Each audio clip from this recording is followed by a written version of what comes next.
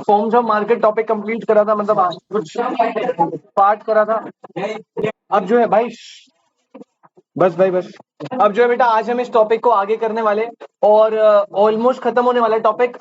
मैंने आपको जैसे बताया था ये टॉपिक दो पार्ट में डिवाइडेड है, पहला है फॉर्म्स ऑफ मार्केट और दूसरा है revenue curves under different market. तो होपफुली आज की क्लास में फॉर्म्स ऑफ मार्केट तो खत्म हो जाना चाहिए, बाकी देखते हैं जैसा भी होगा। चलिए बेटा, बेटा सबसे पहले मैंने इस चैप्टर में ना आपको मार्केट का मतलब बताया था, याद है आपको? मार्केट की डेफिनेशन बताई थी। मार्केट क्या होता है बेटा? एक तरह का सिस्टम और मैकेनिज्म। क्या होता है? सिस्टम और मैकेनिज्म। इस सिस्टम और मैकेनिज्म में बायर और सेलर आपस में क्या करते हैं बेटा? इंटरैक्ट। क्या करते हैं? Interact for the purpose of sale and purchase of goods and services. तो आपको चार टर्म को ध्यान में रखना है। पहली बात, ये एक तरह का सिस्टम और मैकेनिज्म है जिसमें बायर सेलर इंटरैक्ट करेंगे for the purpose of sale and purchase of goods and services. फिर मैंने आपको बताया था कि मार्केट को हम 6 कैटेगरी में डिवाइड करते हैं, on the basis of nature of transaction, on the basis of area, on the basis of time, on the basis of volume, regulation, competition, ऐसे करके। सबसे पहले अगर मैं नेचर ऑफ ट्रांजैक्शन की बात करूंगा, तो नेचर ऑफ ट्रांजैक्शन में मार्केट कितने टाइप की होती है बेटा? दो टाइप की, एक होती है स्पॉट, एक होती है फॉरवर्ड। स्पॉट मार्केट एक ऐसी मार्केट होती है जहां पे ट्रांजैक्शंस ऑन द स्पॉट होते हैं। कैसे होते हैं? On the spot. Forward market में ट्रांजैक्शन होता है ऑन अ फ्यूचर डे। फिर आते हैं on the basis of area. Area में चार मार्केट थी। सबसे पहला लोकल मार्केट जो डील करती है नॉन ड्यूरेबल गुड्स पे, बिल्कुल non durable. Second regional market जो डील करती है durable and semi durable goods पे। फिर आती है नेशनल मार्केट जो डील करती है गोल्ड, सिल्वर, डायमंड्स पे। और इंटरनेशनल मार्केट जो डील करती है क्रूड ऑयल, कोल, पेट्रोलियम, नेचुरल रिसोर्सेज में। फिर आते हैं on the basis of regulation. दो टाइप की होती है बेटा, रेगुलेटेड और अनरेगुलेटेड। रेगुलेटेड यहाँ पे गवर्नमेंट के कंट्रोल होते हैं, गवर्नमेंट आपको रिस्ट्रिक्ट करके रखती है। और अनरेगुलेटेड जहां पे कोई भी गवर्नमेंट का कंट्रोल नहीं होता। अनरेगुलेटेड का कोई एग्जाम्पल नहीं है। नेक्स्ट आती है बेटा fourth, on the basis of time. Time के बेसिस पे किसने दी थी बेटा? Alfred Marshall. किसने दी थी? Alfred Marshall. और चार कैटेगरी डिवाइड की थी, very short run, long run, very long. फिर आते हैं on the basis of volume. दो टाइप की थी, होलसेल एंड रिटेल। होलसेल में बेटा ये जो है ये रिटेलर्स की मार्केट होती है, ट्रांजैक्शन बल्क में होते हैं, ट्रांजैक्शन की वैल्यू बहुत ज्यादा होती है, बट जो पर यूनिट होती है उसका प्राइस क्या होता है? लो।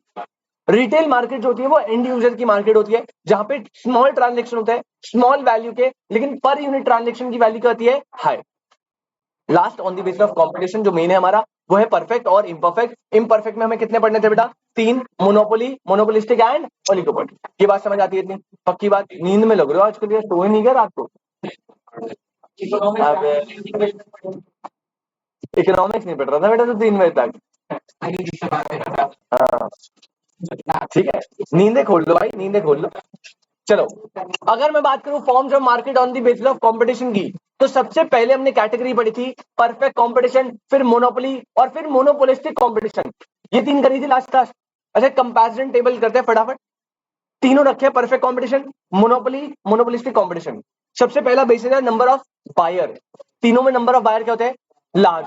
Large number of buyer, large number of buyer, large number of buyer. फिर आए थे सेलर।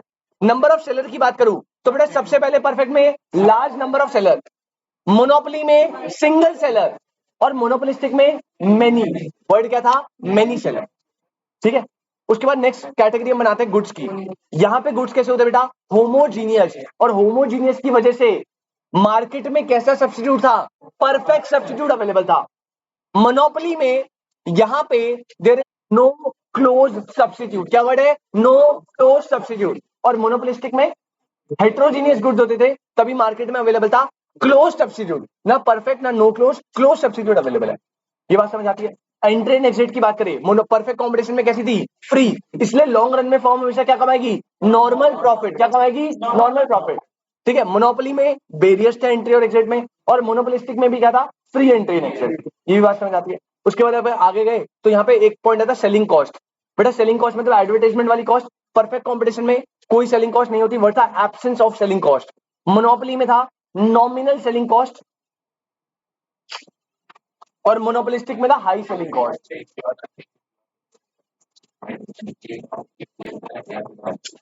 अरे यार, बेटा ऑनलाइन वाले बच्चों आपको आवाज आ रही है? हेलो, हाँ बेटा बीच में थोड़ा नेटवर्क चला गया था, रिवाइज ही करवा रहा था। ये सारे पॉइंट्स हमने लास्ट क्लास देखे थे, ठीक है। हाँ जी भाई, एक और पॉइंट था बेटा प्राइस का देखते जल्दी से। परफेक्ट कंपटीशन में जो प्राइस है बेटा वो हमेशा कैसे रहता था, यूनिफॉर्म कांस्टेंट रहता था।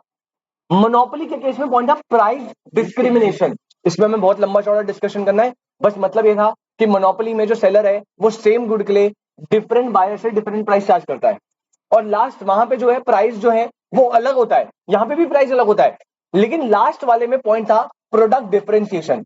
वहां पे सेलर आपसे अलग अलग प्राइस इसलिए चार्ज करता है क्योंकि सारे प्रोडक्ट भी कैसे है, अलग अलग। हर प्रोडक्ट का अपना अलग फीचर है, इसलिए सेलर इस फीचर के बेसिस पे आपसे अलग प्राइस चार्ज कर रहा है। तो यहाँ पे प्राइस सेम रहेगा, यहाँ पे प्राइस डिफर कर सकता है due to price discrimination. Same good है लेकिन उसका मन है भाई मैं सिंगल हूं, मैं तो अलग अलग चार्ज करूंगा। और वहां पे प्राइस डिफरेंट है लेकिन वहां पे प्राइस डिस्क्रिमिनेशन नहीं होता, वहां पे पॉइंट क्या है, प्रोडक्ट डिफरेंशिएशन। डिमांड कर्व की बात करूं बेटा, यहाँ पे परफेक्टली इलास्टिक डिमांड कर्व होता है, वहां पे इन इलास्टिक और लेस इलास्टिक होता है, और वहां पे हाईली इलास्टिक होता है। ये सारी बातें हमने लास्ट क्लास में डिस्कस कर ली है। पहले मुझे बताइए किसी पॉइंट में किसी को कोई डाउट। हम लास्ट कैटेगरी को स्टार्ट करें, आज हमें ओलिगोपोली पढ़ना है, थोड़ा सा बड़ा है क्योंकि इसमें टाइप्स ऑफ ओलिगोपोली भी आता है। फिर हमें प्राइस डिस्क्रिमिनेशन टॉपिक करना है और ये चैप्टर खत्म हो जाएगा पार्ट ए, और अगली क्लास में हम रेवेन्यू कर्व्स पे चले जाएंगे। कोई दिक्कत यहां तक, आगे बढ़े पक्का। चलिए पहले ओलिगोपोली का लिख लीजिए आप बेटा। ओलिगोपोली में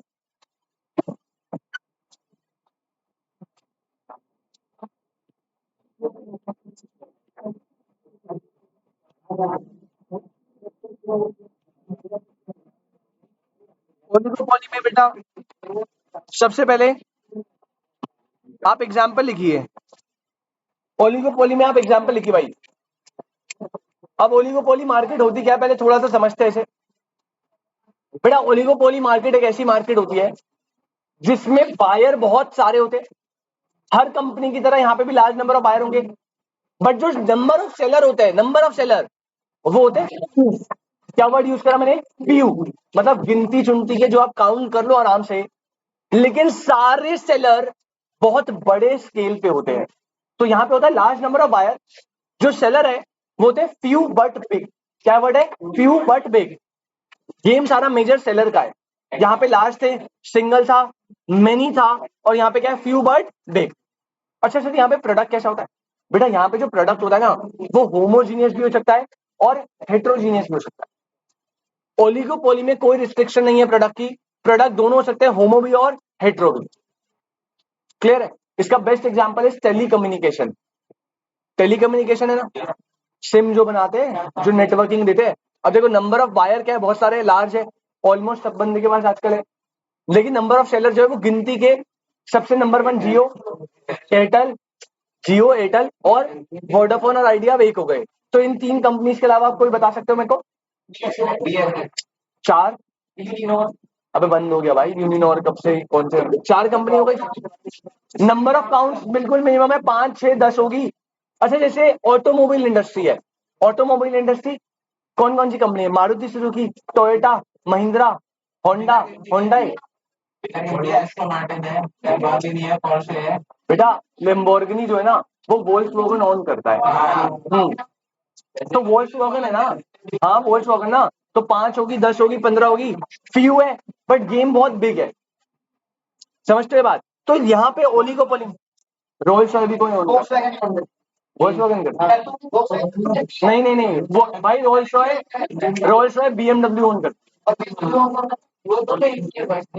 है, BMW separate company, Rolls Royce BMW own करता है। चलिए ओलिगोपोली में आओ भाई, ओलिगोपोली में एग्जांपल लिखो।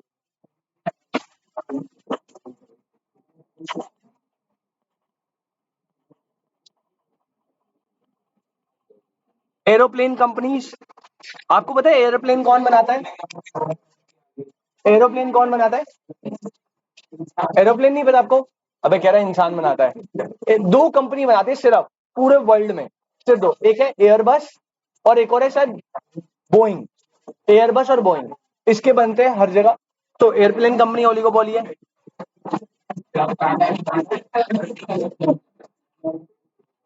भाई एयरलाइंस लिखो भाई, टेलीकम्युनिकेशन,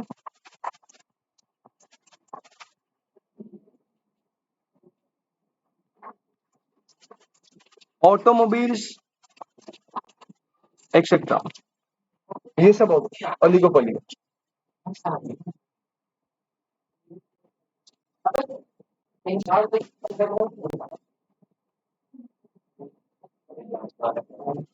फीचर्स में आएंगे बेटा, फीचर्स देखेंगे भाई, आराम से पहले लिख लेना।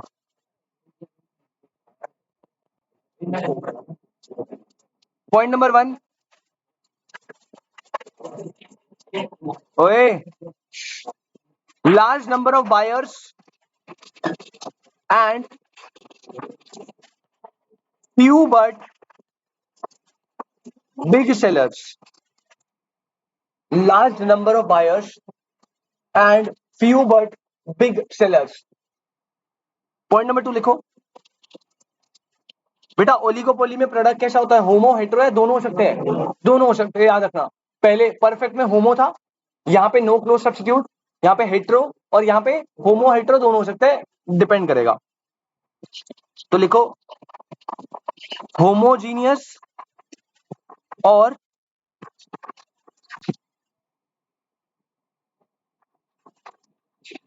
Heterogeneous product. हेट्रोजीनियस के ब्रैकेट में लिख लेना, इसे ना कई बार क्वेश्चन में डिफरेंशिएटेड भी बोलते हैं, होमोजीनियस और डिफरेंशिएटेड प्रोडक्ट या हेट्रोजीनियस कुछ भी बोलो। पॉइंट नंबर 3 बेटा, यहां पे एंट्री और एग्जिट लिखो कैसी होती है, रिस्ट्रिक्टेड एंट्री और एग्जिट। वर्ड्स को बड़े ही ध्यान से लिखेंगे आप। अगर परफेक्ट में देखोगे वहां पे फ्री था, मोनोपोली में वर्ड क्या लिखा था, बेरियर्स, मोनोपोली में वर्ड था बेरियर्स। आप बेरियर्स को कभी ब्रेक नहीं कर सकते, वहां पे आप एंटर नहीं कर पाओगे। मोनोपोलिस्टिक में भी फ्री था, और यहां पे वर्ड क्या लिखा है, बेरियर्स लिखा है, रिस्ट्रिक्टेड। भाई अगर आपको टेलीकम्युनिकेशन इंडस्ट्रीज में जाना है तो क्या कोई बंदा जा नहीं सकता, जा सकता है, बिल्कुल जा सकता है, लेकिन वहां पे, हाँ वहां पे इतने बड़े प्लेयर्स हैं, इतने ज्यादा लाइसेंसिंग रिक्वायरमेंट है कि आपको बड़ी डिफिकल्टी आएगी जाने में। ऐसा नहीं है कि आप जा नहीं सकते, बट रिस्ट्रिक्शंस है, कॉपीराइट्स, पेटेंट, बहुत सारी चीजें हैं। ठीक है जी, तो यहाँ पे रिस्ट्रिक्टेड एंट्री और एग्जिट होती है।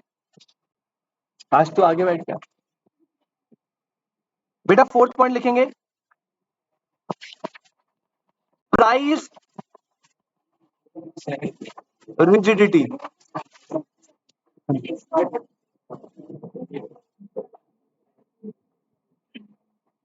बेटा इसको प्लीज स्टार बनाएंगे, प्राइस रिजिडिटी को।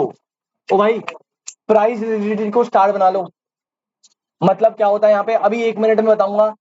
सर यहाँ पे कांस्टेंट प्राइस तो होगा नहीं, क्योंकि वो तो सिर्फ वहां पे होता है, लेकिन प्राइस रिजिडिटी मतलब समझते हो, प्राइस कैसे रिजिड, चेंज नहीं हो सकता। लेकिन सर आपने तो बताया था इम्परफेक्ट कॉम्पिटिशन में प्राइस क्या होता है, चेंज, और ओलिगोपोली इम्परफेक्ट के अंदर आता है। बेटा 1 मिनट देना, मैं बताऊंगा आपको क्या होता है, बस आप इसे स्टार बना लेना। जब मैं कर्व बनाऊंगा ना, इसका डिमांड कर्व, तब आपको समझाऊंगा, और इस डिमांड कर्व से क्वेश्चन बनेगा, बहुत चांसेस है। 4th पॉइंट को स्टार बना के बस छोड़ दो। 5th पॉइंट लिखेंगे, इंटर डिपेंडेंस ग्रुप बिहेवियर।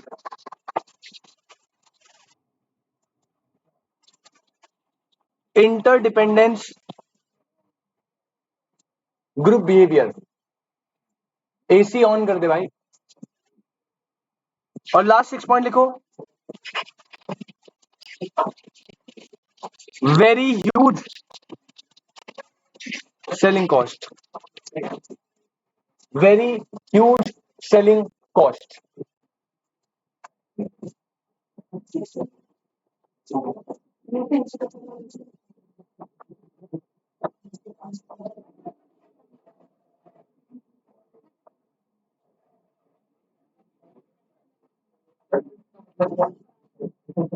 भाई अभी मैंने कुछ भी नहीं बताया, अब लिख लो बस, सारे लिख लो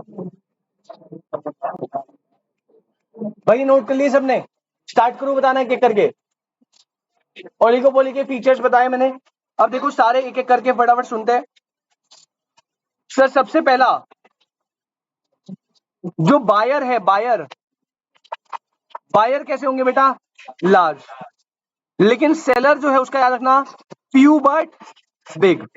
पहला पॉइंट, बायर होंगे लार्ज, सेलर होंगे फ्यू बट बिग। सेकंड जो प्रोडक्ट है वो कैसा हो सकता है? होमोजीनियस, और मतलब यहां पे कोई भी पॉइंट नहीं है, होमो भी हो सकता है, हेट्रो भी हो सकता है, कोई फर्क नहीं पड़ेगा। जो एंट्री और एग्जिट है बेटा, एंट्री और एग्जिट कैसी होगी? रिस्ट्रिक्टेड। जो प्राइस है बेटा, प्राइस कैसा रहता है? रिजिड रहता है। इसको इंपॉर्टेंट मार्क कर लेना, अभी 1 मिनट में बताऊंगा क्या होता है। आपके दिमाग में ये वाला पॉइंट, फोर्थ पॉइंट सुन के क्वेश्चन आएगा कि सर आपने हमें बताया था जब आप परफेक्ट इम्परफेक्ट बता रहे थे कि परफेक्ट में प्राइस हमेशा कांस्टेंट होता है और इम्परफेक्ट में प्राइस क्या होता है? चेंज। लेकिन ओलिगोपोली जो है आप उसमें कह रहे हो प्राइस क्या रहता है? रिजिड। ऐसा क्यों रहता है बेटा? अभी बताऊंगा मैं, 1 मिनट दो। हाँ, ऑलमोस्ट सेम रहता है।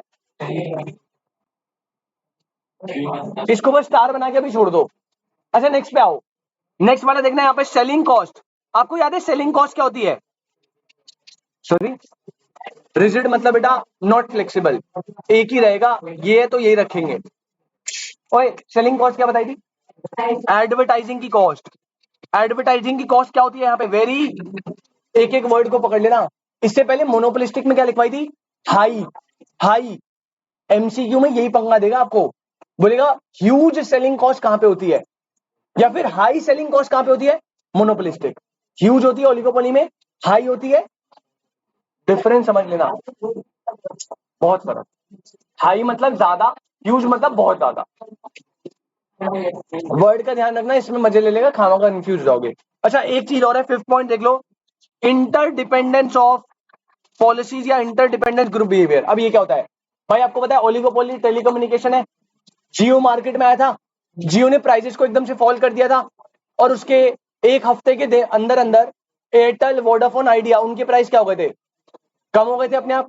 मतलब जियो की पॉलिसी से वोडाफोन, आइडिया और एयरटेल की पॉलिसीज इंटरडिपेंडेंट है कहीं ना कहीं।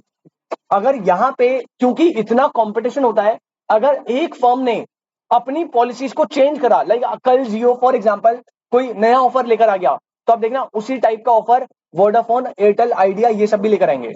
आपने देखोगे इनके जो पैक्स होते हैं ना, वो ऑलमोस्ट सेम होते हैं। 1.5 GB पर डे, तीनों ये दे रहे होंगे, है ना। अनलिमिटेड कॉल्स, तीनों ये दे रहे होंगे। क्यों? क्योंकि जियो ने ये लेकर आया। अब यहां पे ना यार, क्योंकि कंपटीशन बहुत, इसे बोलते हैं कट थ्रो कंपटीशन, यहां पे चलता है कट थ्रो कंपटीशन। अगर आप गेम नहीं सही से खेलोगे तो आपको बाहर फेंक देंगे, राइट। और इसीलिए यहाँ पे प्राइसिंग, सारा ग्रुप बिहेवियर इंटरडिपेंडेंट होता है। इंटरडिपेंडेंट मतलब एक फर्म की पॉलिसीज डिपेंड करेगी उसके कंपटीशन पे। अगर वो प्राइस को रिड्यूस करेगा, सारे प्राइस को रिड्यूस करेंगे। अगर वो कोई नई स्कीम लेकर आएगा, सारे नई स्कीम लेकर आएंगे। कोई दिक्कत? एकदम क्लियर है, सिंपल सिंपल पॉइंट है। बायर लार्ज होंगे, सेलर क्या होंगे? Few but big. प्रोडक्ट क्या होगा? हेट्रोजीनियस भी हो सकता है और होमोजीनियस भी। एंट्री और एग्जिट में क्या होगा बेटा? रिस्ट्रिक्शन। प्राइस कैसा होगा? रिजिड। इसमें मैं अभी आऊंगा, अभी मैंने बताया नहीं है। और ग्रुप बिहेवियर जैसा रहेगा, इंटरडिपेंडेंस रहेगा, आपस में एक दूसरे पे डिपेंड करेंगे, क्योंकि कॉम्पिटिशन बहुत ज्यादा होता है। और सेलिंग कॉस्ट कैसी लगती है? Huge, very huge. ध्यान रख, क्लियर। प्राइस रिजिडिटी को छोड़ के यहाँ पे कोई दिक्कत? पक्की बात। अच्छा, एक बात बताओ, मैंने ना सबके लास्ट पॉइंट पे डिमांड कब बनाया था? बनाया था ना। इसके यहाँ डिमांड कब बनाया क्या? आपने 11th में पढ़ा था इसका डिमांड कब? 11th में पता है क्या बोलते थे आपको? कि ना ओलिगोपोली में डिमांड कभी नहीं बनता। ओलिगोपोली में 11th में जब आप पढ़ोगे ना, जैसे आपकी बुक्स होती थी संदीप, अबे खोलोगे बुक को, अब ऐसे थोड़ी बोलूंगा तुमने पढ़ा होगा, पढ़ा तो तुमने कुछ है नहीं। जैसे तुम संदीप घर खोलोगे 11th क्लास की, तो ओलिगोपोली में जाना, में डिमांड कब में लिखा होगा एग्जिस्ट नहीं करता, या हार्ड टू डिफिकल्ट, ठीक है। बट यहाँ पे हम कुछ अजम्पशन बेस लेके उसका ना कर्व बनाएंगे, और जब हम कर्व बनाएंगे तभी आपको ना प्राइस रिजिडिटी समझ आएगी। लेकिन कर्व में भी तुम्हारे साथ एक पंगा है कि तुमने ना मेरे साथ इलास्टिसिटी वाला टॉपिक नहीं पढ़ा, तो मैं जितना बताऊंगा अभी आप उतना समझ लेना। और जब मैं आपको इलास्टिसिटी ऑफ डिमांड पढ़ाऊंगा, तब मैं, आप मुझे याद दिला देना एक बार कि सर आपने ना फॉर्म्स ऑफ मार्केट में ना वो लास्ट में कर्व बताया था, एक बार दोबारा आ जाओ उस पर। तो जब मैं वो पढ़ा दूंगा, मैं वापस से एक बार कनेक्ट जरूर करवाऊंगा, आप याद दिला देना मुझे बस, ठीक है। अभी इसके कर्व पे आते हैं। नहीं, 1 महीने नहीं, 20 दिन बाद से लगा। चलिए, ओलिगोपोली पे ही आ रहे हैं, हेडिंग डालो। नहीं, हेडिंग डालो, हेडिंग डालो।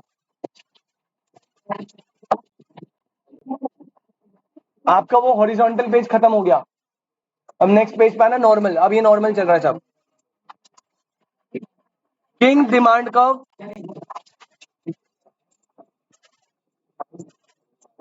Under oligopoly.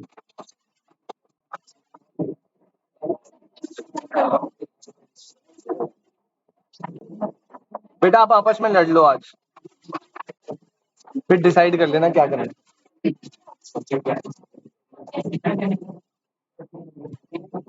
हेडिंग डालेंगे king demand curve under oligopoly. Happy new year.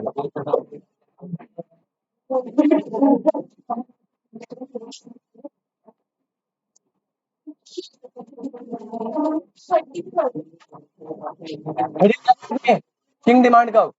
अब आपको कुछ नोट नहीं करना भाई, सुनो आराम से देख लो, नोट नहीं करना कुछ भी, थोड़ा फोकस रखना। थोड़ा सा आप इंटरैक्ट नहीं कर पाओगे इस बात से इतना, क्योंकि आपने ओलिगो इलास्टिसिटी नहीं पढ़ा, बट स्टिल थोड़ा सा देख लो क्या है।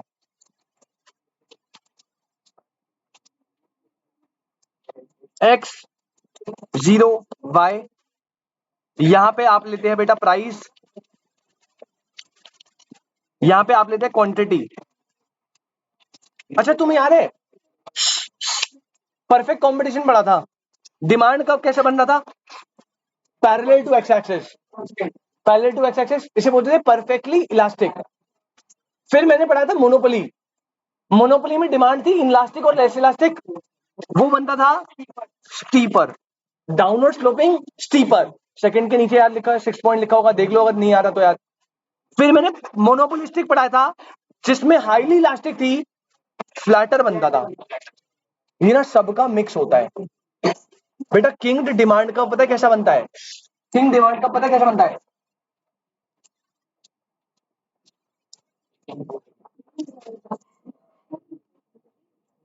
ये बनता है ओलिगोपोली का डिमांड कर्व, अजम्पशन बेस्ड है, बट ऐसा बनता है ओलिगोपोली का डिमांड कर्व। अगर आप इसे स्टडी करो ना, 3 स्टेज है इस पॉइंट में, 3 स्टेज। सबसे पहले आपको ये वाला पॉइंट दिख रहा है, ये वाला, ये वो पॉइंट है जहां पे इससे पहले कर्व कैसा है, फ्लैटर, और इसके बाद कर्व कैसा है, स्टीपर। बेटा इस पॉइंट को लेट्स अज्यूम ये पॉइंट है 20, और इसमें लेट्स अज्यूम क्वांटिटी है 200। ये जो पॉइंट है इसे ही बोलते हैं प्राइस रिजिडिटी।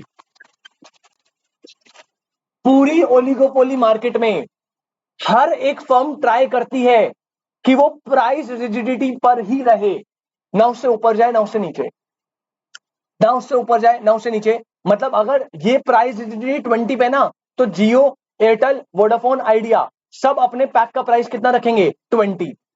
और इसी पॉइंट को बोलते हैं प्राइस रिजिडिटी। सर ऐसा क्यों रखते हैं 20?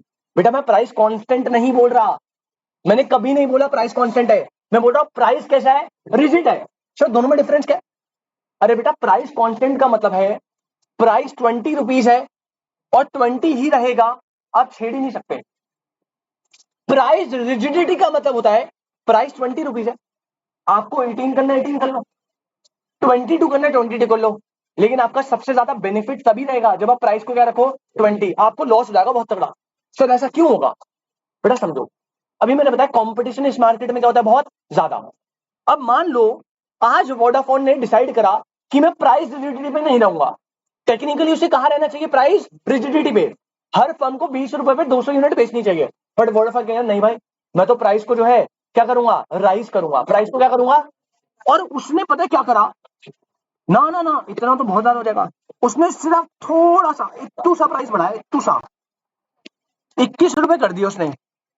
1 रुपए प्राइस बढ़ाने से आप देख रहे हो डिमांड पे कितना ड्रास्टिक फॉल आ रहा है ना। पता है क्यों? क्योंकि प्राइस रिजिडिटी से ऊपर कर्व कैसा है, स्टीपर या फ्लैटर, फ्लैटर। इस वाले स्टेज में कर्व है फ्लैटर, और बेटा फ्लैटर का मतलब होता है हाईली इलास्टिक। क्या बताया था? हाईली। इसका मतलब अगर आपने इससे ऊपर 1 रुपया भी बढ़ाया ना तो आपकी डिमांड में बहुत ज्यादा ड्रास्टिक फॉल आएगा और उससे आपको बहुत तगड़ा लॉस हो सकता है। तो क्या वोडाफोन 1 रुपये बढ़ाना चाहेगा? नहीं बढ़ाना चाहेगा। बिल्कुल सीधी सी बात है। अब आपके दिमाग में आगे सर कोई दिक्कत नहीं, बढ़ाना नहीं है ना, हम कम कर देते, कम तो कर सकते हैं। तो वोडाफोन ने डिसाइड करा कि मैं मार्केट को कैप्चर करने के लिए ना प्राइस को 18 से 15 में ड्रास्टिक फॉल कर दूंगा। 15 में क्या कर दूंगा? पहली बात, इसमें दो केस है। अगर मान लो पहले वो करता है ऐसा, अगर उसने प्राइस में बहुत ड्रास्टिक फॉल कर दिया, यानी 20 से सीधा 15 कर दिया, आप देख रहे हो क्या क्वांटिटी पे इतना कोई असर पड़ा? नहीं पड़ेगा।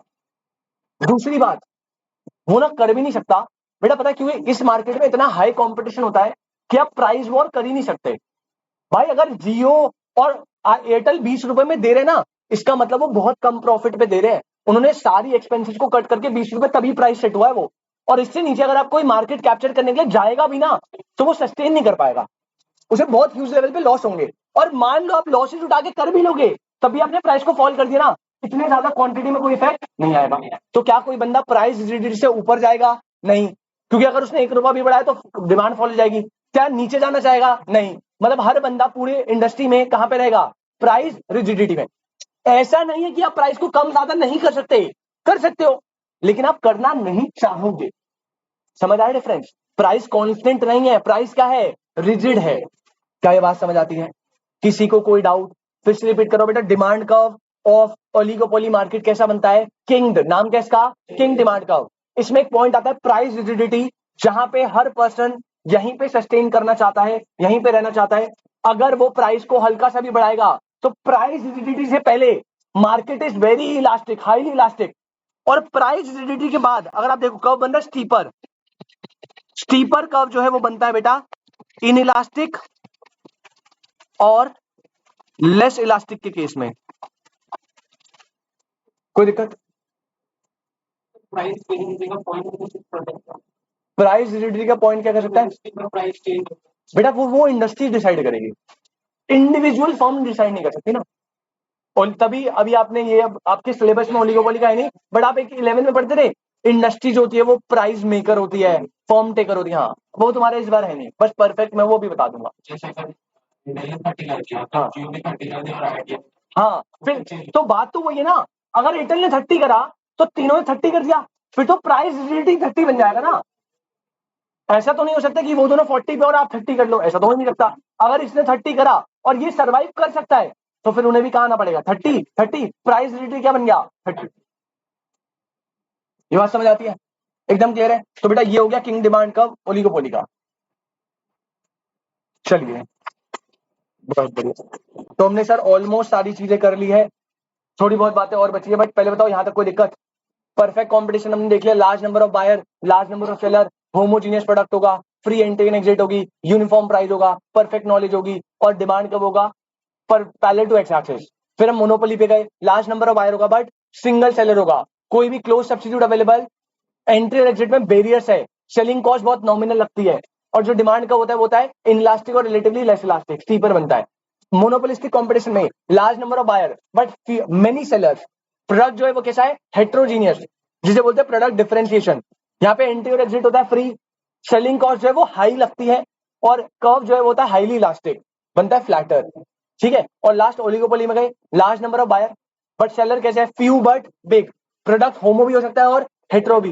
एंट्री और एग्जिट में क्या है? रिस्ट्रिक्शन, बेरियर्स नहीं है, रिस्ट्रिक्शन है। सेलिंग कॉस्ट कैसी लगती है? ह्यूज, इंटरडिपेंडेंस ऑफ पॉलिसीज आपस में। प्राइस की क्या है यहाँ पे? रिजिडिटी। ये बात समझ आती है? फिर डिमांड कर्व किंग बना दिया, ये शेप हो गई। इसके बाद नेक्स्ट हेडिंग डालो, types of oligopoly. Next heading डालेंगे बेटा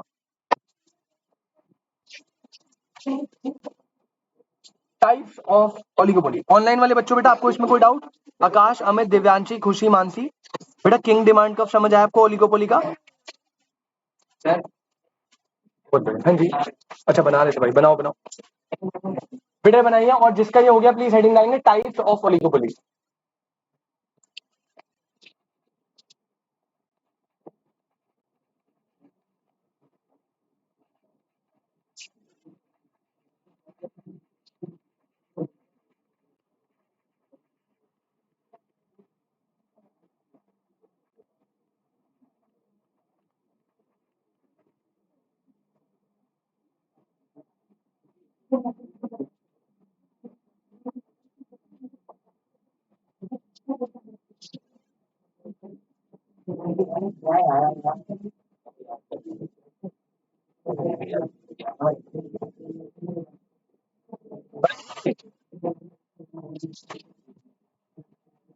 सबसे पहला लिखो,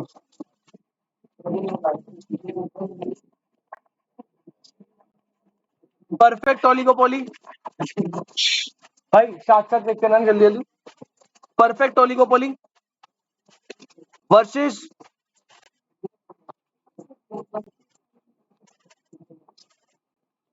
इम्परफेक्ट ओलिगोपोली। सबसे पहला टाइप लिखो, perfect oligopoly versus imperfect oligopoly. बेटा परफेक्ट ओलिगोपोली को ना प्योर ओलिगोपोली भी बोलते हैं और इम्परफेक्ट को इम्प्योर ओलिगोपोली बोलते हैं। अब चलिए होता क्या है, आपका जो ओलिगोपोली में प्रोडक्ट कैसा होता है, हेट्रो होमो या दोनों, कुछ भी हो सकते हैं। एक ऐसी ओलिगोपोली जो डील करती है होमोजीनियस प्रोडक्ट में, उस ओलिगोपोली को बोलते हैं बेटा परफेक्ट या प्योर ओलिगोपोली। और एक ऐसी ओलिगोपोली मार्केट जो डील करती है हेट्रोजीनियस प्रोडक्ट में, उसे अपन बोलते क्या, इम्प्योर ओलिगोपोली। क्लियर है एकदम, पक्का। इससे क्वेश्चन आ सकता है, प्लीज ध्यान रखना। मतलब टाइप्स में से आएगा और टाइप्स में से भी एक 4 टाइप बताऊंगा, कोलिशन नॉन कोलिशन। 90% जानते हैं उसमें से आए, बट पता सारे होने चाहिए, ठीक है। ऐसी एक सेकंड कैटेगरी डालो बेटा, open oligopoly versus close oligopoly. Second डालो, open oligopoly versus closed oligopoly. अच्छा एक बात बताओ, ओलिगोपोली में एंट्री और एग्जिट में क्या होता है, फ्री होती है, बैरियर या रिस्ट्रिक्शन। इसे बोलते हैं क्लोज्ड ओलिगोपोली, जहां पे रिस्ट्रिक्टेड एंट्री एंड एग्जिट होता है। और एक ऐसी ओलिगोपोली जहां पे फ्री एंट्री एंड एग्जिट है, उसे बोलते हैं ओपन ओलिगोपोली। बट ये इंडिया में या प्रैक्टिकल लाइफ में एग्जिस्ट नहीं करती अभी तक, तो रिस्ट्रिक्शन होती है ओलिगोपोली में हमेशा। और ये वाली के एग्जांपल्स तो आप हजारों देख लोगे, इसका कोई एग्जांपल नहीं है बेटा फ्री एंट्री एंड एग्जिट का, बट आपको पता होना चाहिए, राइट। तो ओलिगोपोली 2 कैटेगरी में अभी तक हमने करी। पहले perfect imperfect, which is also known as pure impure. Perfect या प्योर होती है जहां पे प्रोडक्ट कैसा है, होमोजीनियस। इम्परफेक्ट या इम्प्योर होती है जहां पे प्रोडक्ट कैसा है, हेटेरोजेनियस। बहुत बढ़िया। उसके बाद सेकंड कैटेगरी ओपन ओलिगोपोली या क्लोज्ड। ओपन ओलिगोपोली जहां पे फ्री एंट्री एंड एग्जिट है, क्लोज मतलब जहां पे रिस्ट्रिक्टेड एंट्री एंड एग्जिट है। बहुत बढ़िया।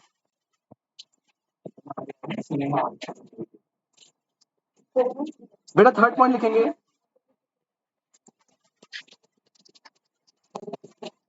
पार्शियल ओलिगोपोली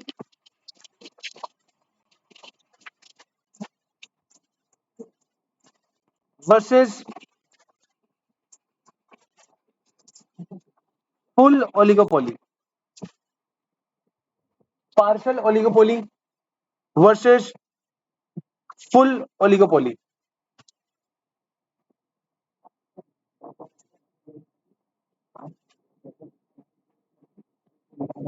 बेटा पार्शियल में लिखना, partial oligopoly, one leader and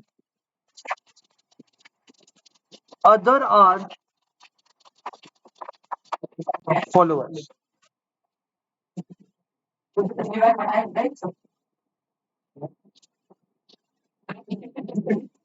बेटा मैं ना मेरे पास बहुत फालतू टाइम है और मैं तुम्हारा टाइम बर्बाद करने में ना बहुत मजा आता है। फालतू पढ़ा रहा हूँ, सिलेबस मैंने तो इंटर का पढ़ा रहा हूँ अभी से। ओए है तभी तो पढ़ा रहा हूँ भाई। तुम क्वेश्चन नहीं आया मुझे क्यों पढ़ाऊंगा मैं तुम्हारा सिलेबस कम करने के लिए। अबे मुझे क्या पता, उनसे पूछ भाई। पार्शियल ओलिगोपोली लिख लिया, फुल ओलिगोपोली। बेटा पार्शियल ओलिगोपोली में एक लीडर होता है, बाकी फॉलोअर्स होते हैं। इसका एग्जांपल लिखूं, तुम लोग डेली खाते हो, उसे डेली तो नहीं खाते होंगे, मैगी। नूडल एक इंडस्ट्री है, नूडल इंडस्ट्री है, उसमें जो मैगी है ना, मैगी आपको पता है ना कितना डोमिनेट करता है, तो वो ना पार्शियल ओलिगोपोली है। उसमें मैगी एक लीडर है, और बाकी अच्छा और भी नूडल्स आते हैं, कुछ तो आते हैं थोड़े बहुत, वाई वाई एक आता है, yippee, हक्का तू क्या क्या खा रहा है बे? तेरा हक्का नूडल, चिंग चाइनीज आता है, नॉर के भी आते हैं। तो 5-6 प्लेयर्स है, ओलिगोपोली मार्केट तो है कि 5-6-7 प्लेयर्स है, लेकिन उनमें से एक लीडर है, जो कौन है? मैगी। पूरा मार्केट डोमिनेट करके बैठा है, और बाकी सारे उसके बच्चे। बेटा फुल ओलिगोपोली एक ऐसी मार्केट है जहां पे there is no leader, there is no followers, सारे सेम लेवल पे है। फुल ओलिगोपोली में लिखेंगे नहीं, वो तो परफेक्ट था। All are at the same level, all are at the same level. Last और सबसे इंपॉर्टेंट टाइप आ जाओ, लास्ट और सबसे important.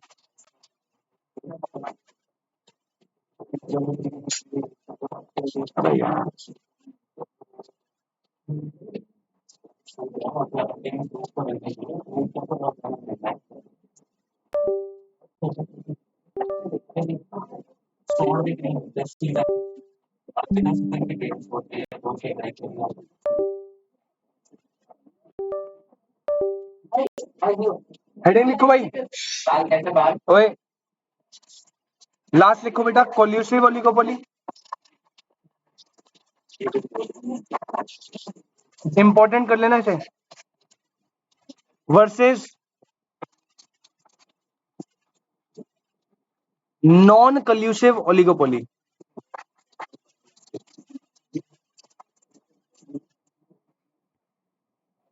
Collusive oligopoly versus non collusive oligopoly, ये आपने 11th में भी पढ़ा था, बहुत इंपॉर्टेंट था। अब समझना, नोट बंद कर दो, रुक जाओ। बेटा देखो, जो ओलिगोपोली मार्केट होती है ना, उसमें मैंने अभी आपको बताया कट थ्रू कंपटीशन चलता है, समझ रहे हो? वो इतना हाई लेवल का कंपटीशन है कि आप छोटी सी गलती करोगे और आपका कॉम्पिटिटर उसी गलती का फायदा उठा के आपको मार्केट से बाहर कर सकता है। अब क्योंकि इतना ज्यादा कंपटीशन होता है ना, तो देखो बायर्स के लिए तो बहुत अच्छा है, लेकिन सेलर के लिए खराब है। अब कई मार्केट में सेलर पता है क्या डिसाइड करते हैं कि यार हम ना आपस में लड़ भिड़ के ना अपनी मार्केट को खराब कर रहे हैं और अपना लॉस करा के कस्टमर का बेनिफिट करवा रहे हैं। फॉर एग्जाम्पल आज जियो के आने से पहले वोडाफोन और आइडिया, ये दोनों कॉम्पिटिटर थे, एक दूसरे से कट थ्रू कॉम्पिटिशन कर रहे थे, बढ़िया चल रहा था इनका सारा। एकदम से मार्केट में कंपटीशन इंक्रीज हुआ और इन्हें ये पता लगा कि अब हम दोनों इंडिविजुअली सरवाइव नहीं कर सकते, आपका भी कस्टमर बेस कम है, हमारा भी कस्टमर बेस कम है।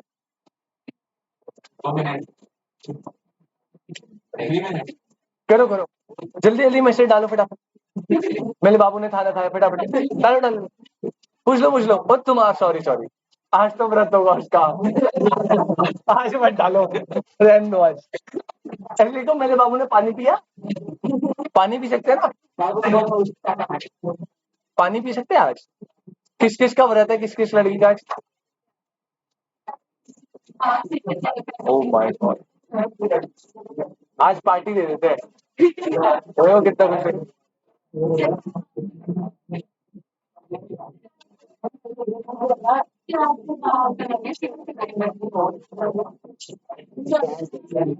हाँ जी बेटा, बेटा वैसे मैं खत्म हो रहा हूँ, तुम फास्ट रखवा के खत्म ही करवा दो।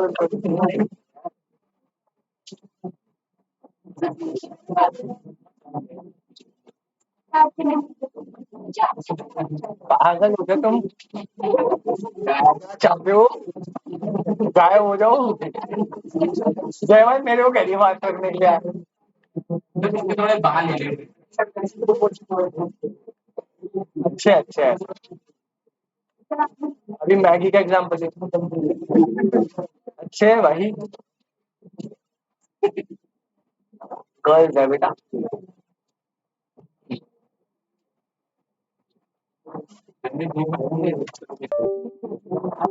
नवरात्र है ना आज मत छोड़ दो। कोशिश कर रहा हूँ जैसे मैं गाली ना भी मारने में किसी को निकल ही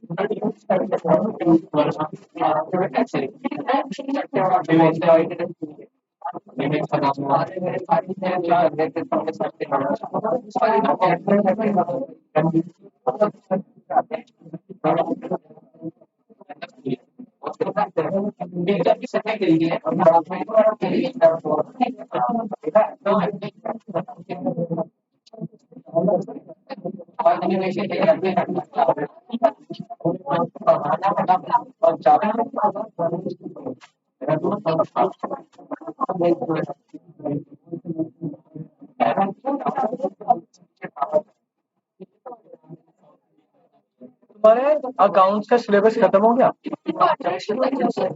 बस पार्टनरशिप बचा है और लॉ का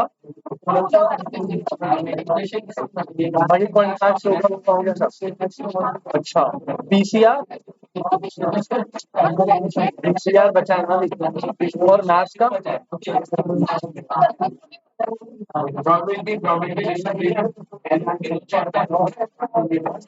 वो थोड़ा थोड़ा बचा है।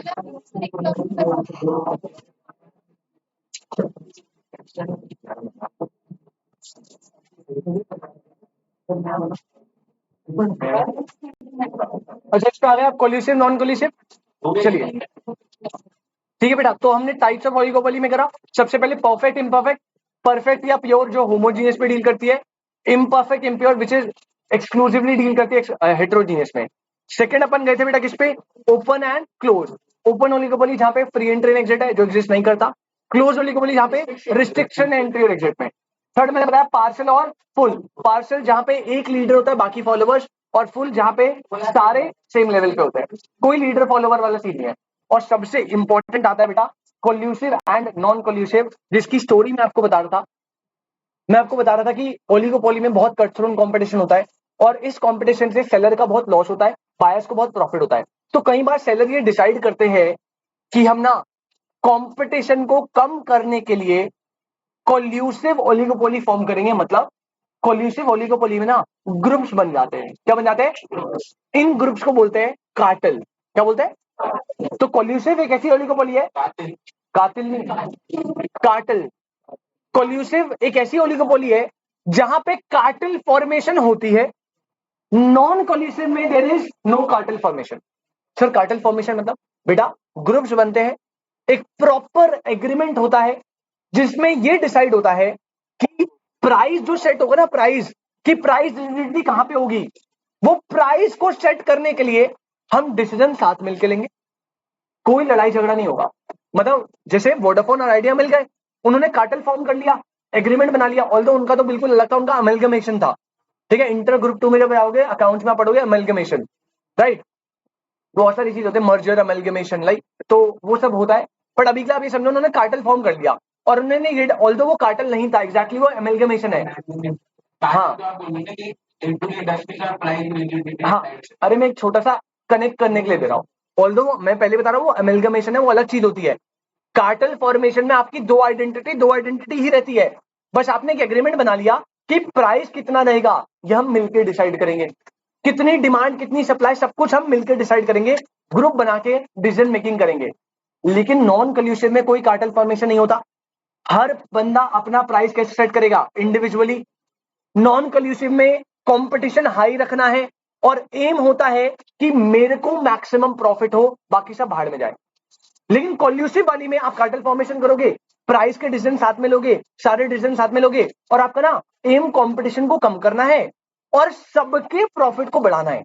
मतलब यहां पे आपको सबका प्रॉफिट बढ़ाना है, वहां पे आपको सिर्फ अपना प्रॉफिट बढ़ाना है। यहां पे ग्रुप डिसीजन होते हैं, वहां पे इंडिविजुअल डिसीजन होते हैं। यहां पे कार्टेल फॉर्मेशन होती है, नॉन कॉल्यूसिव में there is no cartel formation. ये बात समझ आती है?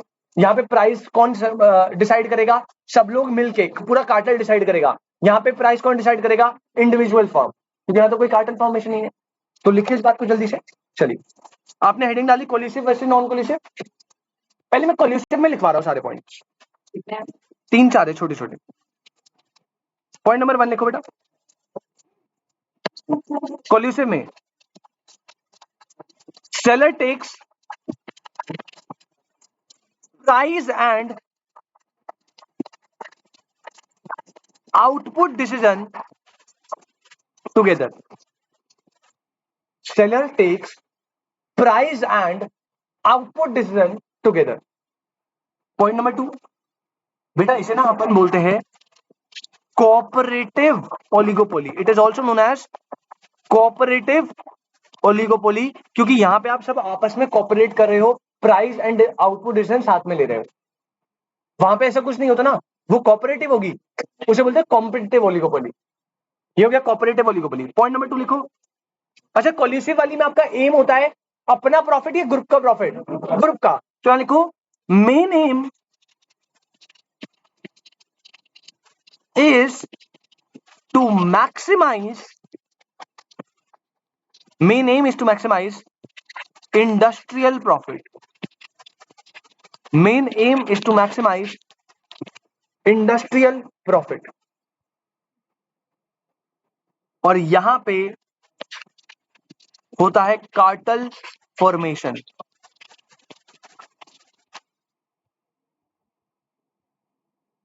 तो seller price and output decision कैसे लेगा? टुगेदर, आपस में कोऑपरेट करेंगे, इसलिए cooperative oligopoly.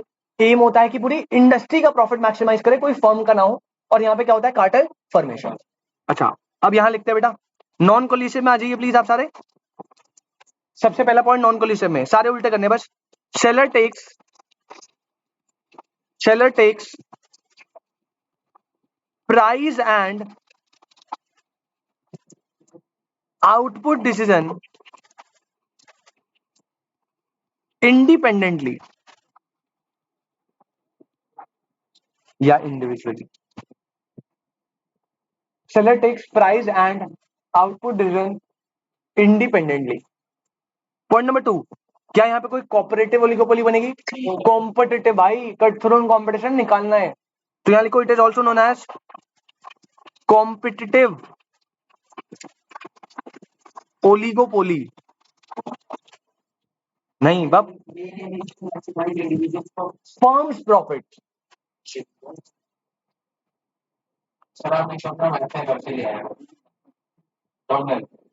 Main aim is to maximise, बेटा इंडस्ट्री का प्रॉफिट मैक्सिमाइज करना है, फर्म का इंडिविजुअल प्रॉफिट। तो लिखो third point, main M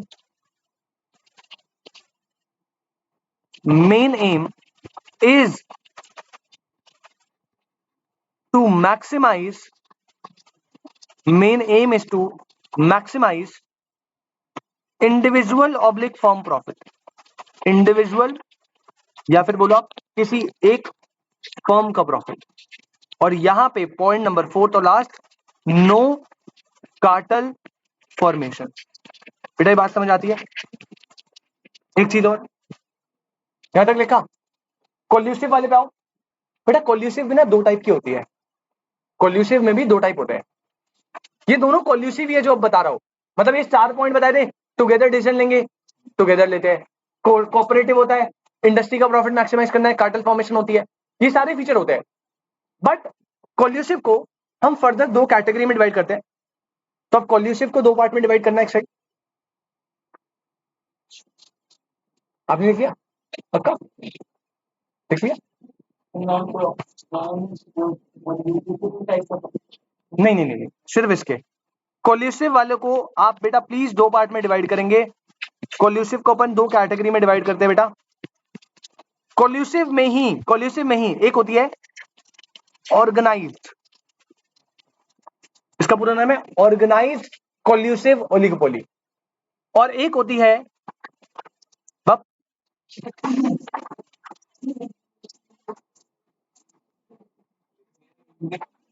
syndicated. तूने लिखा होगा, तूने लिखिएगा।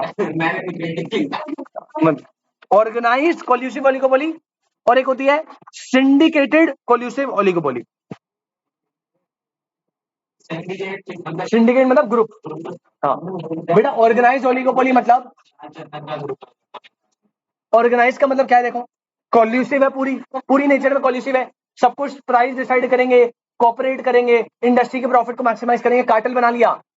लेकिन ऑर्गेनाइज में पता है क्या होता है? जब सेल करने की बारी आती ना, तो सब अपना अपना सेल करेंगे। मतलब मिल गए, प्राइस डिसाइड कर लिया, सब कुछ डिसाइड कर लिया, डिसीजन सारे साथ में ले लिए। लेकिन जब प्रोडक्ट बेचने की बारी आएगी, तो प्रोडक्ट कैसे बेचेंगे? इंडिविजुअली। उसे बोलता है ऑर्गेनाइज। और सिंडिकेटेड का मतलब है ऐसी कोलिसिव ओलिगोपोली जो प्रोडक्ट को सेल करेगी एक सिंडिकेट बना के। मतलब ग्रुप बना लिए, सारे प्रोडक्ट इकट्ठा कर लिए, अब जितनी भी सेल होगी वो यहीं से जाएगी। ये बात समझ आती है? तो कोल्यूसिव में दो गए, ऑर्गेनाइज एंड सिंडिकेटेड। ऑर्गेनाइज में लिखेंगे बेटा,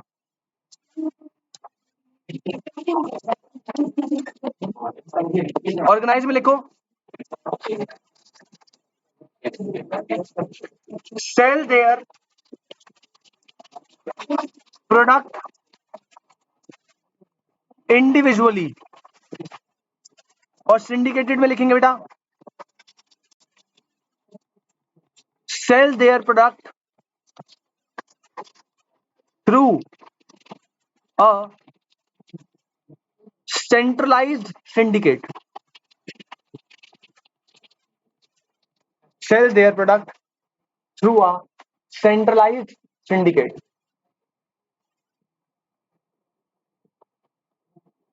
तो आपको क्वेश्चन ऐसा आएगा कि एक ऐसी ओलिगोपोली जो प्राइस के डिसीजन भी टुगेदर लेती है और प्रोडक्ट सेल करने के डिसीजन भी टुगेदर लेती है, वो कौन सी है? सिंडिकेटेड। कोल्यूसिव है, प्राइस डिसीजन साथ में ले रही है तो कोल्यूसिव है, अब सेल भी साथ में कर रही है तो कोल्यूसिव में कौन सी? सिंडिकेटेड। ऐसी ओलिगोपोली जो प्राइस डिसीजन तो साथ में लेती है बट सेल इंडिविजुअली करती है, ऑर्गेनाइज कोल्यूसिव ओलिगोपोली। ये बात समझ आती है?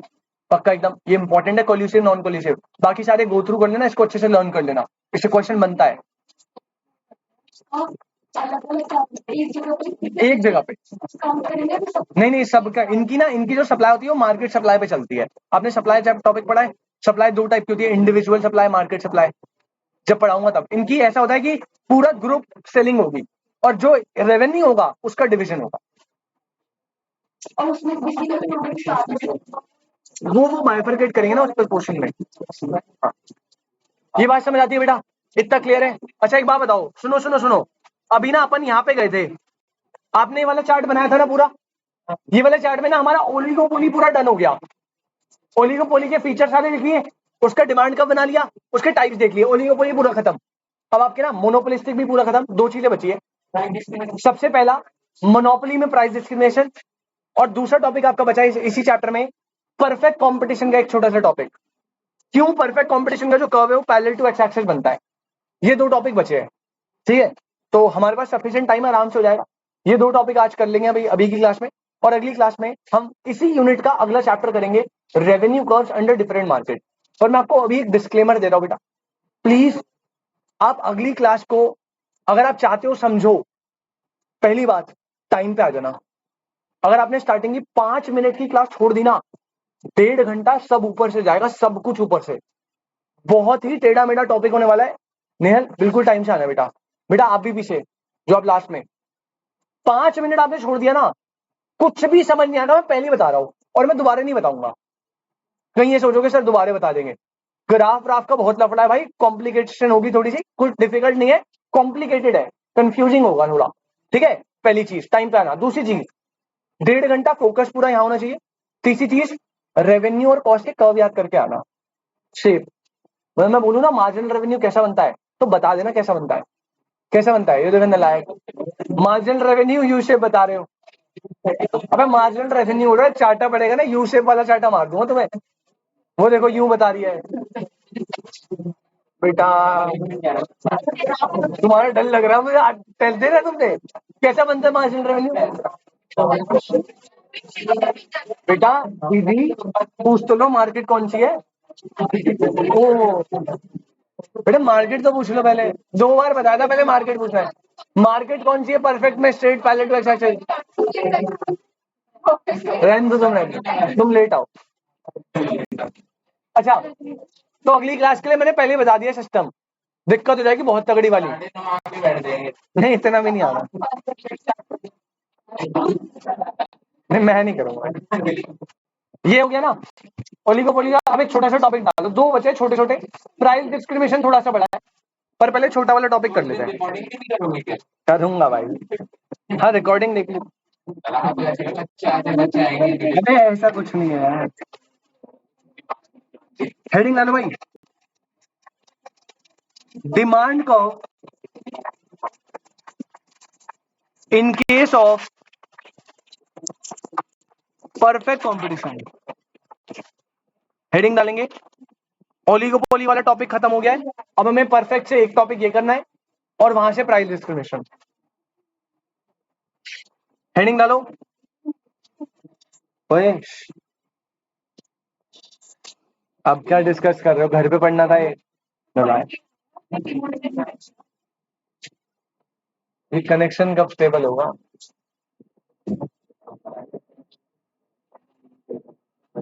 Demand curve in case of perfect competition.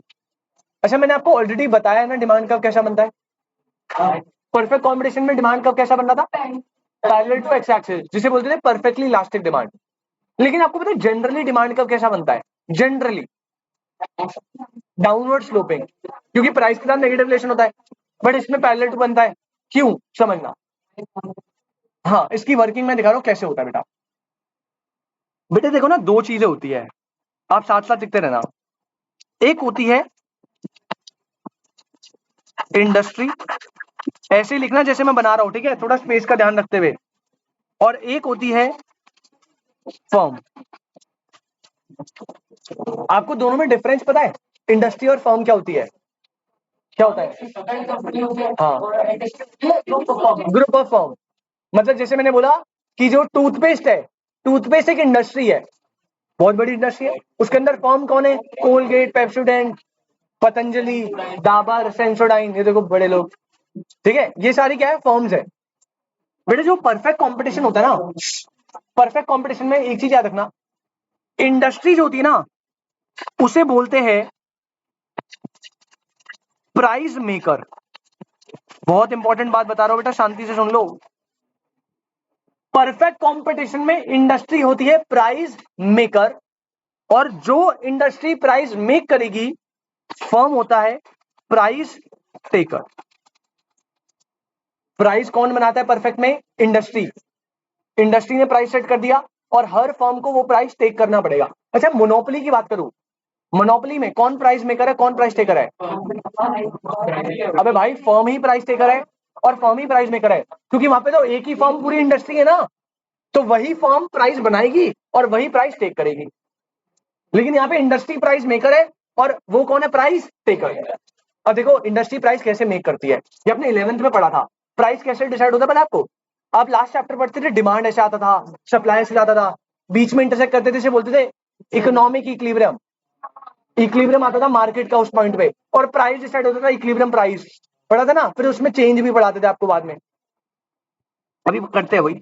अच्छा, पता क्या होता है, अब आप नोट मत करना, पहले सुन लो आराम से। बेटा यहाँ पे ना प्राइस आया, इंडस्ट्री ने प्राइस देखा 1 रुपए, लेट्स अज्यूम 2 रुपए, 3, 4, 5। एक गुड है, मान लीजिए पेन, इंडस्ट्री ने देखा अगर मैं 1 रुपए में बेचूं, 2 में, 3 में, 4 में, 5 में, 5 केस लिए। यहां पे उसने डिमांड डिसाइड करी, यहां पे डिमांड देखी उसने। भाई बात बताओ, जब चीज का प्राइस सबसे कम होता है उसकी डिमांड क्या होगी, सबसे ज्यादा। नेगेटिव रिलेशन होता है ना, तो उसने देखा अगर मैं ये पेन 1 रुपए में बेच रही हूं तो बाहर मार्केट में इसकी जो डिमांड है वो 100 यूनिट्स की आ रही है। और ये बात आप सबको पता है, जैसे जैसे प्राइस बढ़ता है डिमांड क्या होती है, because there is negative relationship between price and demand, तभी इसका कर्व भी ना डाउनवर्ड बनता है। ये बात मैंने आइसो क्वांट में आपको बताई थी कि रिलेशन नेगेटिव होता है तो डाउनवर्ड बनेगा, पॉजिटिव होगा तो अपवर्ड बनेगा, याद है आपको। तो जैसे जैसे प्राइस बढ़ रहा है तो मेरी डिमांड क्या होगी बेटा, कम। यानी 100 से 2 रुपए का करा तो 90, फिर 80, फिर 70, फिर 60। ये बात समझ आती है ना। जैसे जैसे अगर ये 1 रुपए में पेन बेचूंगा तो 100 लोग विलिंग टू बाय होंगे, लेकिन अगर इस पेन का प्राइस 5 रुपए कर दिया तो 60 लोग विलिंग टू बाय हैं। अच्छा, ऐसे ही मैंने सप्लाई लिया, इंडस्ट्री ने सप्लाई चेक करा। अच्छा एक बात बताओ, जब प्राइस सबसे कम है तो क्या प्रोड्यूसर ज्यादा बेचना चाहेगा, उसको तो कम प्रॉफिट हो रहा होगा ना, तो सप्लाई कम होगी। यानी लेट्स अज्यूम 60 की सप्लाई है, और जैसे जैसे प्राइस बढ़ता है सप्लाई क्या होती है, ज्यादा, क्योंकि there is positive relationship between price and supply. तो प्राइस डिमांड का नेगेटिव रिलेशन है इसलिए वो डाउनवर्ड बनता है, और प्राइस और सप्लाई का पॉजिटिव रिलेशन है इसलिए वो अपवर्ड। तो प्राइस जैसे जैसे बढ़ा, सप्लाई 70, 80, 90, और अगर आप नोटिस करिए बेटा, इंडस्ट्री ने अपना प्राइस सेट कर दिया है, इंडस्ट्री ने डिसाइड कर लिया कि भाई प्राइस क्या होगा, 3 रुपए, जहां पे डिमांड और सप्लाई आपस में क्या है, इक्वल। ऐसे होता है प्राइस डिमांड इंटरसेक्ट करा, ये प्राइस कितना हो गया, 3 रुपए। अब इंडस्ट्री ने प्राइस बना लिया कि ये पेन हर एक फर्म को कितने रुपए में सेल करना है, 3 रुपए में। अब जब आप फर्म के पास जाओगे ना, फर्म के पास, फर्म यहां पे आएगी प्राइस, ये प्राइस रखा, यहां पे क्वांटिटी। अब फर्म चाहे 1 पेन बेचे, 2 पेन बेचे, 3, 4, 5, कितने भी पेन बेचे, प्राइस क्या रहेगा, तीन, क्योंकि ये 3 रुपए का प्राइस किसने सेट करा है? इंडस्ट्री ने। परफेक्ट कंपटीशन में इंडस्ट्री प्राइस मेकर होती है ना, ये तो बस प्राइस टेकर है। तो उसने कहा आपने 3 रुपए बनाया, 3 रुपए, 3 रुपीज, 3 क्या ये चीज मैंने आपको रेवेन्यू में करवाई थी? रेवेन्यू में परफेक्ट कंपटीशन में मैंने प्राइस 10 लिया था ना, वो 10 किसने बताया था? इंडस्ट्री ने। कैसे बताया था? जहां पे डिमांड और सप्लाई क्या है? इक्वल। ये बात समझ आती है? अच्छा, अब इसमें इसमें क्या आप मेरे लिए TR, MR और AR निकाल पाएंगे? आपको नहीं निकालना, पर निकाल सकते हो ना, है ना? कैसे निकालेंगे? TR का फॉर्मूला प्राइस इंटू, तो पहले 3, 6, 9, 12, 15। MR कितना होगा? 3, 3, 3, 3, 3, 3, 3, 3, 3। भाई याद करो ना, AR तो हमेशा किसके इक्वल होता है? और परफेक्ट कंपटीशन में MR और AR हमेशा क्या होते हैं? कांस्टेंट और ओवरलैपिंग। याद है ना? समझ आया? अच्छा, इसी को ग्राफिकली समझाओ आपको। अब इसी को हमें तो ये देखना है ना कि वो parallel to X axis curve क्यों बन रहा है। अब इसी को ग्राफिकली दिखाता हूं, नोट नहीं करना कुछ भी। अब देखो, पहले मैं ना इंडस्ट्री में हूं, इंडस्ट्री में देखो क्या हुआ।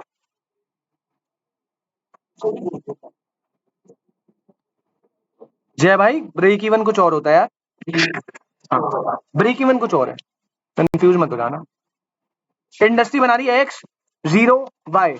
यहां पे उसने लिया प्राइस, और यहां पे उसने लिया डिमांड भी एंड सप्लाई भी। बड़े ध्यान से देखना। सबसे पहले इंडस्ट्री ने डिमांड कर्व देखा, डिमांड कर्व। बेटा आप देख रहे हो, प्राइस बढ़ने से डिमांड कम हो रही है ना, तो कर्व बनेगा नेगेटिव, डाउनवर्ड स्लोपिंग। तो इंडस्ट्री ने ये बना दिया डिमांड, क्योंकि डाउनवर्ड है, नेगेटिव रिलेशन है, और सप्लाई के साथ पॉजिटिव रिलेशन है, तो कर्व कैसा बनेगा? अपवर्ड। और इंडस्ट्री ने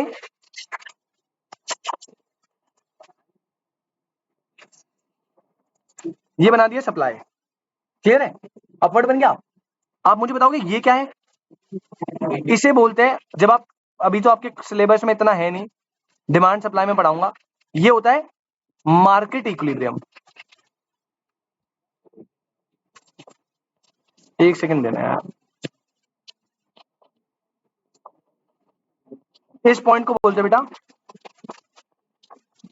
मार्केट इक्विलिब्रियम। और ये जो है ना, ये प्राइस कितना सेट हो गया? 80 रुपए। बब न लाए,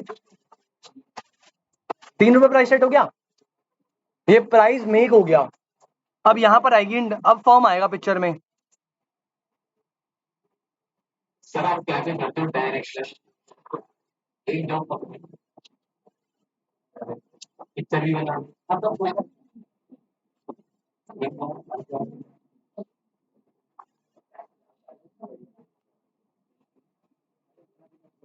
X, 0, Y। यहां पे उसने ले ली क्वांटिटी, यहां पे ले लिया प्राइस। अब ये जो प्राइस इसने मेक करा है ना, इंडस्ट्री आएगी सीधा,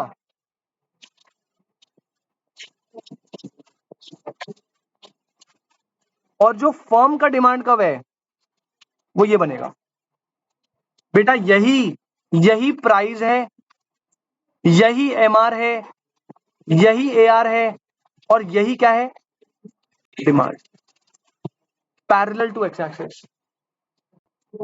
ये बात समझ आती है? प्राइस, AR डिमांड सब यही है।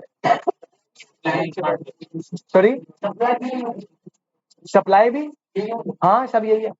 क्वांटिटी, डिमांड, सप्लाई को। अच्छा, इसमें TR बनाते हो, याद है आपको? TR ऐसा बनता था, इंक्रीज और एट अ कांस्टेंट रेट। ये नोट कर लीजिए अब, और इसमें कोई डाउट है तो पूछ लीजिए।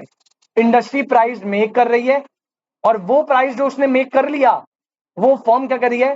टेक कर रही है। हाँ जी बेटा, इफ अगर आप कोई यूनिट ही नहीं बेच रहे, तो रेवेन्यू होगा कुछ? बेटा अगर मैंने 0 रख दिया, अगर आपने प्राइस 3 रुपए, इससे पहले समझो प्राइस 3 ही है, और आपने अभी तक एक भी 0 यूनिट कुछ नहीं बेचा, तो TR क्या होगा? 3 × 0 = 0 ना। तो मैंने शेड्यूल में बनाया नहीं है, बट अगर आपको बनाना है बना लेना, होगा तो रीजन से स्टार्ट। यहाँ पे कोई डाउट बेटा? कोई डाउट पीछे? क्लियर है एकदम? जल्दी से बना लो भाई।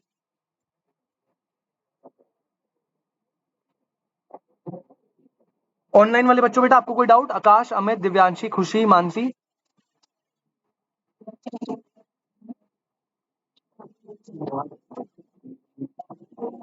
ठीक है दिव्यांशी, नोट करेंगे बेटा आराम से इसे।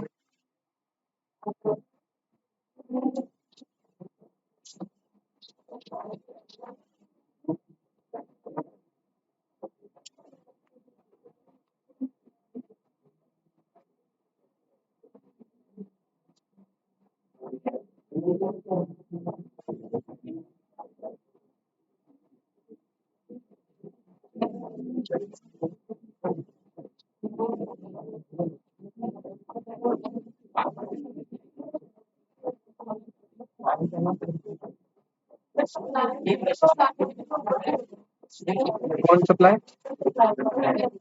हाँ उसे ऊपर से बना दो।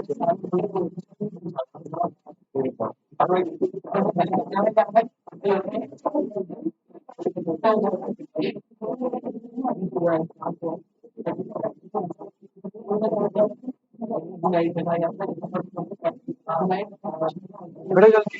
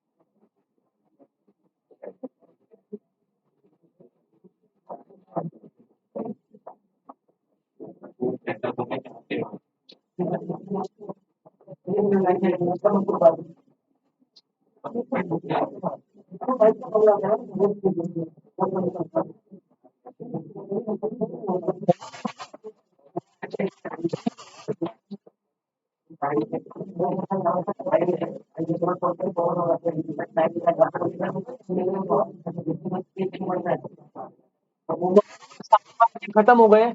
ओलिगोपोली पूरा डन हो गया। मोनोपोलिस्टिक तो वैसे डन था। परफेक्ट मैंने डन करा दिया। अब लास्ट कौन सा मार्केट बचा है? मोनोपोली। सॉरी, ओलिगोपोली डन कर लिया, मोनोपोलिस्टिक डन कर लिया, परफेक्ट डन कर लिया। मोनोपोली बचा है। मोनोपोली का एक पॉइंट था प्राइस डिस्क्रिमिनेशन, उसके ऊपर चर्चा करनी है। बट आज के लिए हम इसे इतना ही रखेंगे बेटा। देखो कितने खुश हो रहे हो। ठीक है, आपसे नहीं, कोई नहीं, वो हो नहीं पाएगा 10 मिनट में, फिर वो थोड़ा खिंच जाएगा। उसके लिए मुझे 25 मिनट चाहिए, जल्दीबाजी नहीं करवानी। ठीक है, तो आज के लिए हम इसे इतने रखेंगे बेटा। आपसे हम मिलेंगे अपनी अगली क्लास, जो कि रहेगी परसों। और परसों ये चैप्टर भी खत्म और ये यूनिट भी खत्म। अगला वाला भी परसों खत्म हो जाएगा। और फिर हम नेक्स्ट वीक से स्टार्ट करेंगे अपना last unit, that is business cycle. ठीक है, बिजनेस साइकिल के बाद सिलेबस खत्म मेरे एंड पे। फिर तुम्हारी जो पुराने पाप है उनको थोड़ा धोएंगे। ठीक है, जो दिमाग, हाँ क्या बना दो? अबे भाई वही तो बोल रहा हूँ, पुराने पाप धोऊंगा तेरे। डिमांड, कंज्यूमर इक्विलिब्रियम, स्टार्टिंग वाले। एक मिनट बेटा। और बेटा सुनो, हाँ हाँ, इन्होंने अच्छा याद दिला दिया। कर्व्स के साथ साथ आपको याद है रेवेन्यू में मैंने एक इक्वेशन पढ़ाई थी, MR is equal to ARE-1/E। थोड़ा वो देख कर आना एक बार। हाँ वो देख कर आना। अगली क्लास में मिलते हैं आपसे। Ta ta bye bye. कोई डाउट है ऑनलाइन वाले बच्चों, पूछ लो बेटा, अदरवाइज मिलते हैं आपसे अगली क्लास।